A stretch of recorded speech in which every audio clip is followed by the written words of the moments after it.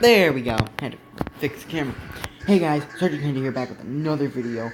I can only record for 17 minutes, not because I have something on my channel, but because of the thing I used to record. We are watching top 15 YouTubers that tragically died. Top 15 by top 15s. Really like their stuff. Go subscribe to them. Yeah, but yeah, so I don't know what to say. Let's just get in, I guess.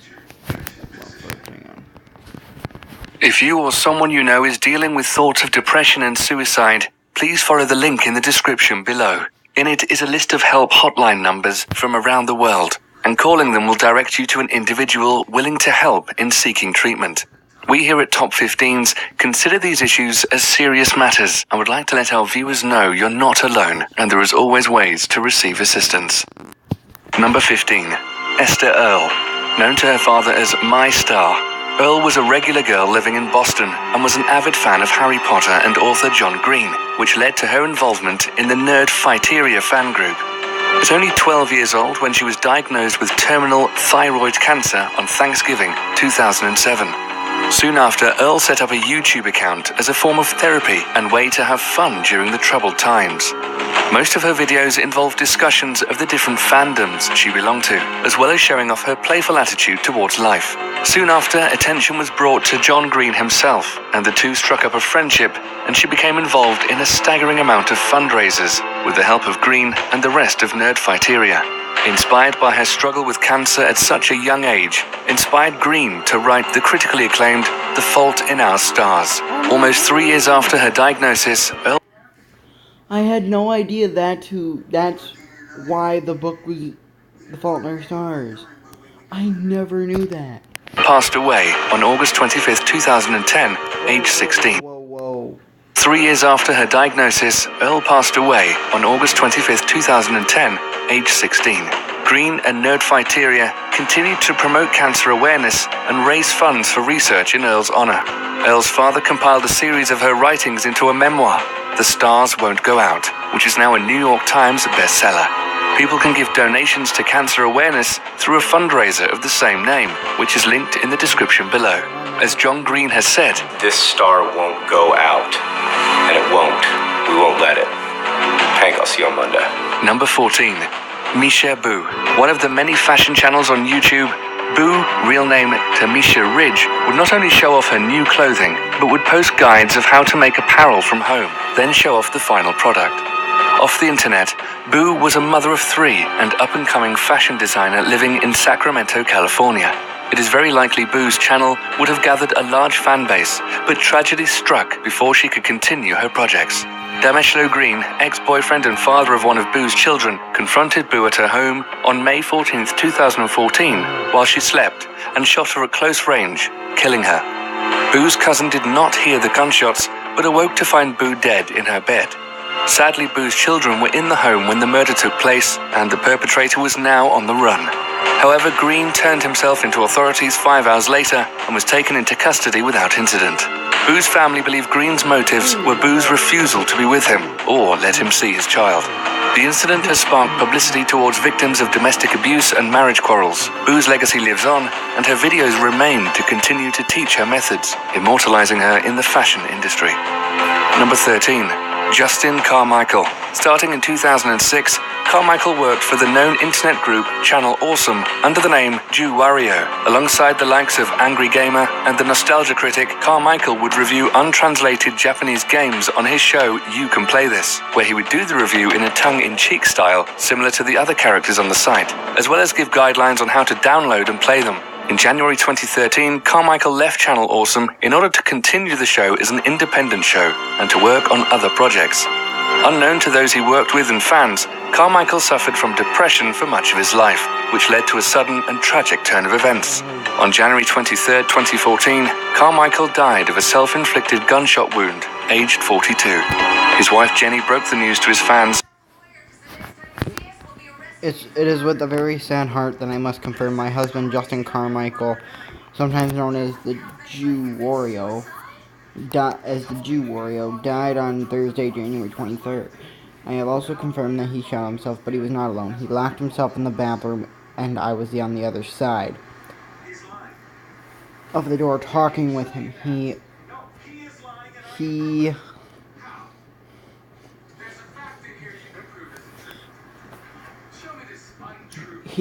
knew all of you loved him. You all make him so happy every time he was recognized from videos. It made him giddy with joy. The last recording of his was a song with. His last recording was a song with Justin Mann. I don't know if Jonathan knows. I am surrounded by friends and family. I am taking this one moment as at a time, remembering to breathe. I want to share with you what the chaplain said to me. The momentary mistake. Hold on to good memories. I will post an update once the decision has been made about the funeral arrangements. If I need anything, I will let you know. Just hold on to each other and love each other. And thank you so much for all of loving him. Man, now that is deep. And also confirmed she was on the other side of their bathroom door, talking to him when it happened.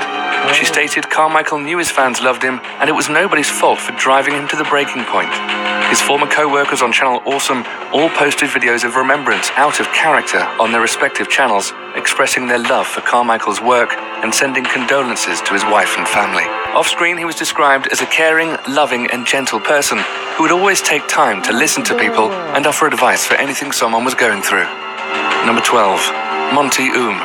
A young and talented animator, writer, and graphics designer, Oom was best known for his work with Rooster Teeth Productions as an animator for their Machinima web series, Red vs. Blue, and Oom's original series, Ruby.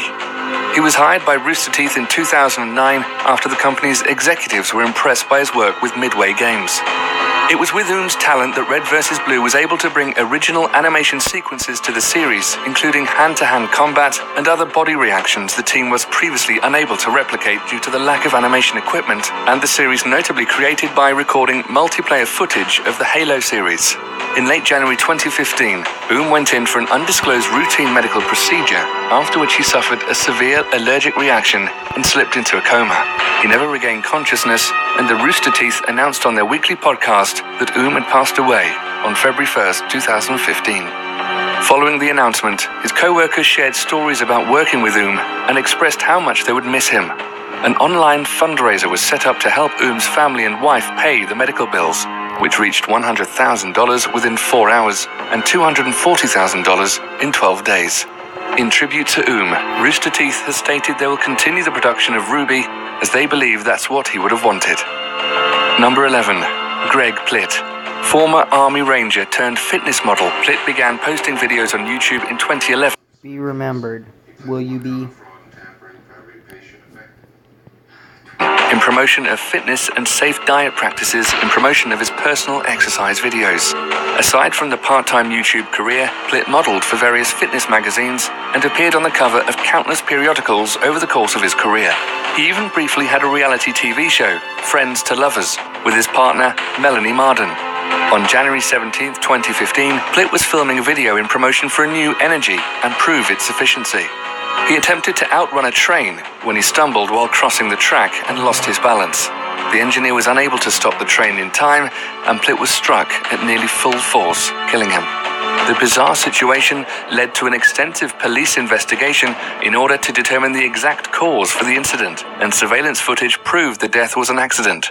Plitt was 37 at the time, and Marden continues to promote the legacy of him as a pioneer of helping people who are self-conscious to feel more positive about their bodies and offering to show ways of how to lose weight and gain muscle through exercise and perseverance. Number 10. Amanda Todd.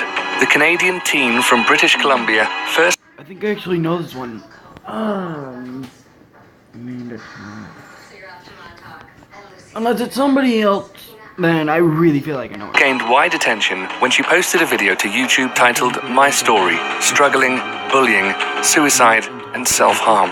In the video, she held out cards telling her story about how she was pressured by a man on the internet to expose her breasts on webcam, which she later used to blackmail her by saying he would circulate the photos amongst her friends if she didn't put on a show for him and his friends. Later that year, her and her parents were informed the photos of her were found on the internet. She went on to explain how she would move from town to Asshole went back on his word. I'm not saying it's her fault. Not at all, but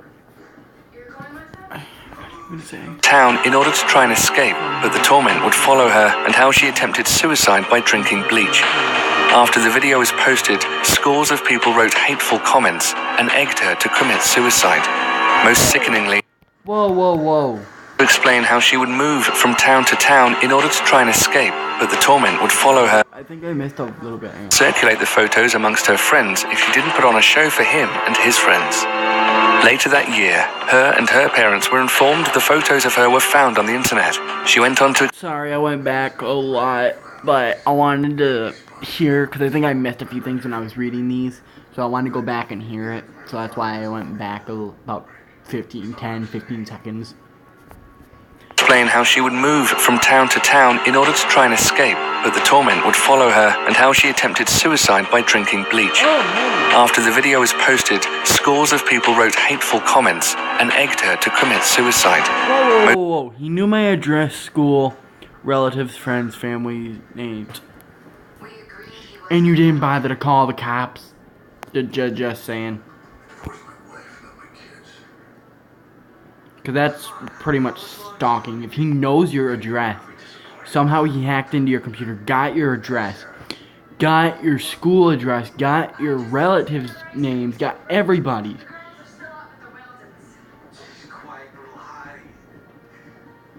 Yeah. Sickeningly, several people posted pictures of Lol, am I Amanda Todd yet?